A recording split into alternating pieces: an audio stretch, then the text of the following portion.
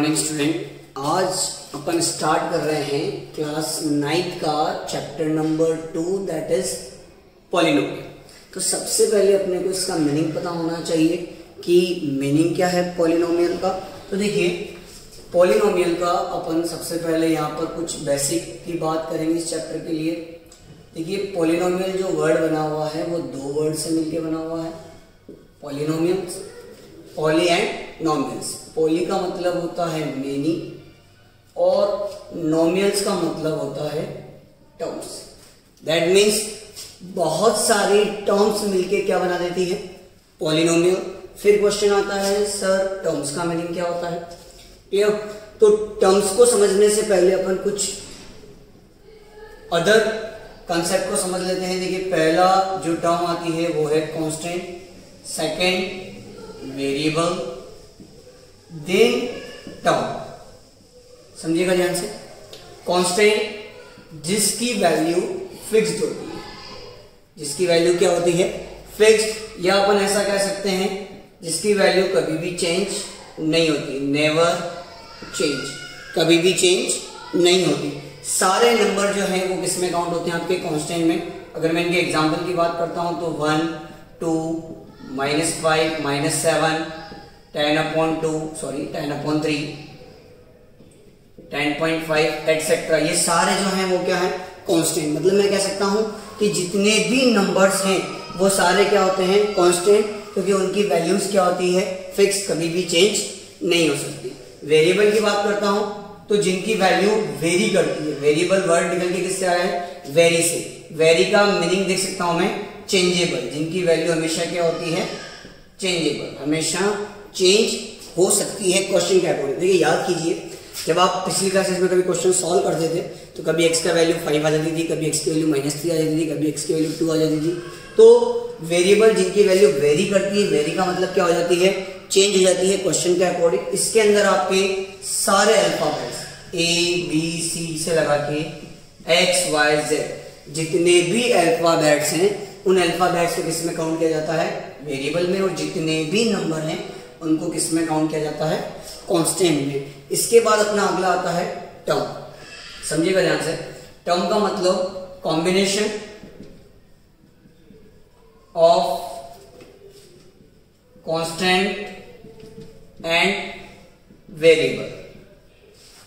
Constant और variable के combination को किस में काउंट किया जाता है एज ए टर्म। समझिएगा ओनली कांस्टेंट को भी मैं टर्म बोल सकता हूं, ओनली वेरिएबल को भी मैं टर्म बोल सकता हूं, और कांस्टेंट और वेरिएबल के कॉम्बिनेशन को भी क्या बोला जाता है टर्म। समझिएगा कैसे।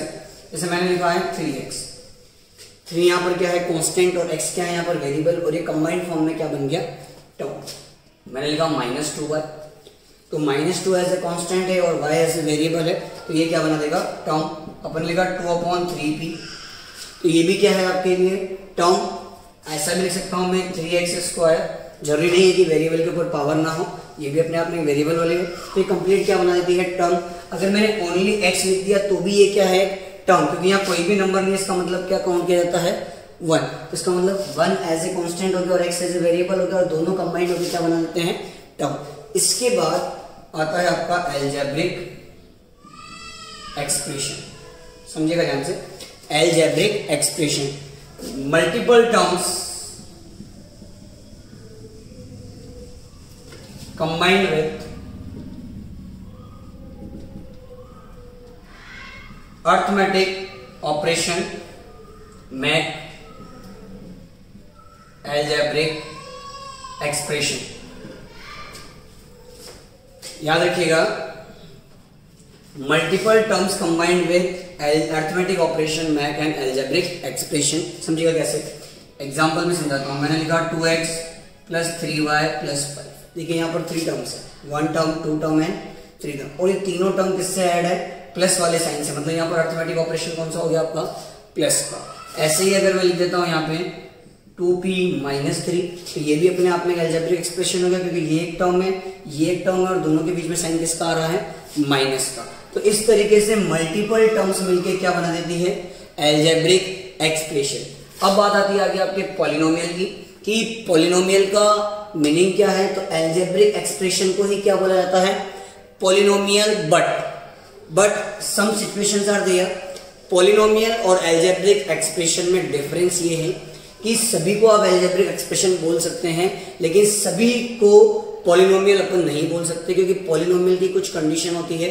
Power of the variable never be negative, variable की पावर कभी भी नेगेटिव नहीं होनी चाहिए। दूसरा है कि वेरिएबल कभी भी डिनोमिनेटर में नहीं होना चाहिए। तो कुछ कंडीशंस हैं जिसको अपन एक्सप्लेन करेंगे और वहीं से अपनी एक्सरसाइज स्टार्ट होगी।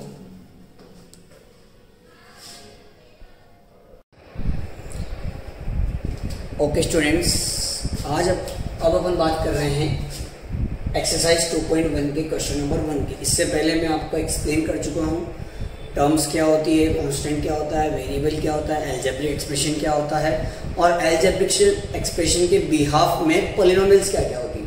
अब देखिए आपको क्वेश्चन नंबर 1 इसी कंसेप्ट पे बेस्ड है। Which of the following expression, देखिए सारे एल्जेब्रिक एक्सप्रेशन दिए हुए हैं। मैंने कहा था जो भी होते हैं वो सारे क्या होते हैं, एक्सप्रेशन होते हैं।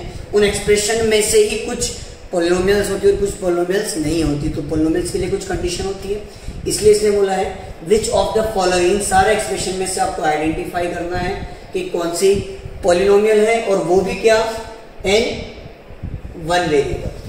मीन्स आपको पहले तो आइडेंटिफाई करना है कि पॉलिनोमियल है या नहीं है, उसके बाद आइडेंटिफाई करना है कि वन वेरिएबल में है, और अगर नहीं है तो कौन सी नहीं है, ये आइडेंटिफाई करना है। तो देखिए अपन स्टार्ट कर रहे हैं अपने फर्स्ट पार्ट से।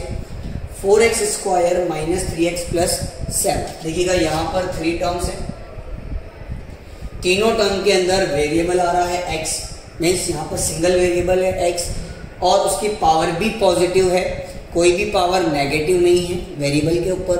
वेरिएबल के ऊपर पावर फ्रैक्शन में नहीं है, कहीं पर भी आपको रूट दिखाई नहीं दे रहा है पावर के ऊपर। इसका मतलब इट इज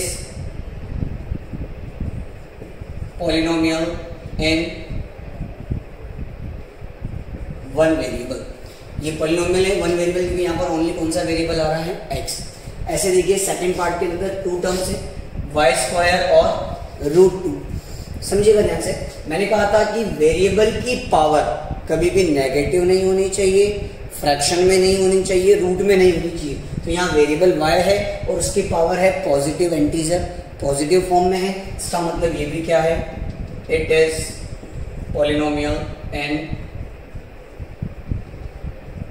वन वेरिएबल। समझिएगा आगे थर्ड पार्ट में लिखा हुआ है 3 √t। रूट का मतलब होता है पावर 1/2। समझिएगा रूट का इनडायरेक्टली मीनिंग क्या होता है, पावर 1/2 प्लस t√2। अब देखिए यहाँ पर टर्म्स तो 2 है और वेरिएबल कौन आ रहा है, t। वेरिएबल t है, लेकिन t की पावर किसके फॉर्म में आ गई, फ्रैक्शन के फॉर्म में। और मैंने क्या कहा था कि पॉलिनोमियल होने के लिए वेरिएबल की पावर जो है वो पॉजिटिव और इंटीजर होनी चाहिए। इंटीजर का मतलब 1 2 3 4 5 इस फॉर्मेट में होनी चाहिए, फ्रैक्शन में, डेसिमल में, रूट में नहीं होनी चाहिए। तो यहां पर power of the variable is not integer, so it is not polynomial. ये पॉलिनोमियल नहीं है क्योंकि ये इंटीजर फॉर्म नहीं है, ये तो इसकी पावर किसके फॉर्म में आ गई, फ्रैक्शन के फॉर्म में।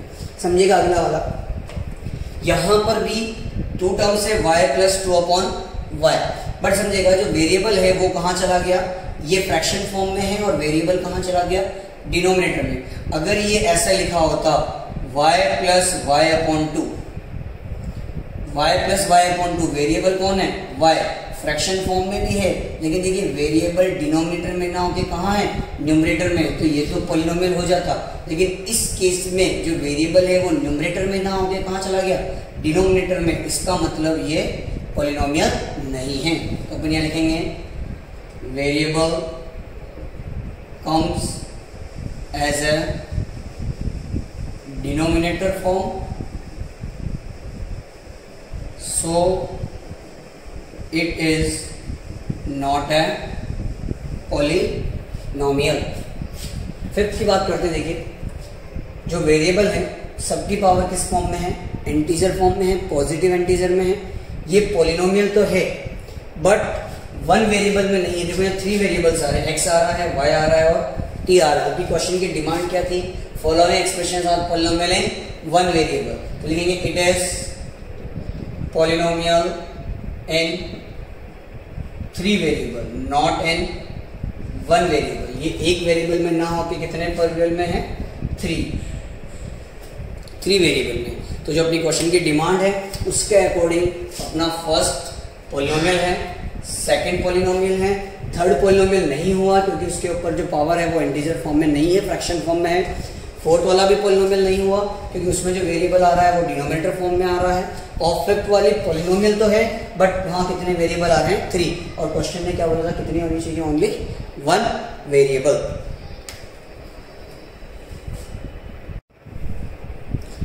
हाँ तो बच्चों अब अपन बात कर रहे हैं क्वेश्चन नंबर 2 की। Right the coefficient. क्या फाइंड करना है आपको? कोफिशिएंट। और कोफिशिएंट भी किसका? एक्स स्क्वायर का। In each of the following. इस क्वेश्चन में 4 सब पार्ट्स दिए हुए हैं, मीन्स 4 पॉलिनोमियल गिवन है।